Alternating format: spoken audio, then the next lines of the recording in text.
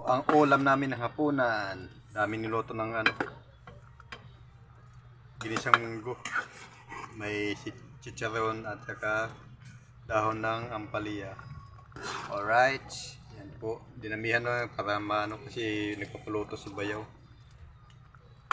Para sa kabila yan, kukuha lang kami ng pang ulam. That's may sutanghon yata yung kasama. Ayan, nagluluto. Ayan, tinikman na yan. Alright, yummy daw. Ayan, ayan o. Ginisang munggo. Ayan, alright. Ayan, yummy yummy o. Ayan, ano na. Papatay na yung apoy. Ayan, luluto na po yan, naluluto na. At ayan, alright. Tatakpan lang.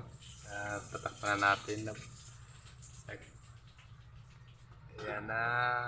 Alright, takpan na ng nagluluto dahil magbigay na yan sa kabila. Alright, bye bye. Salamat po.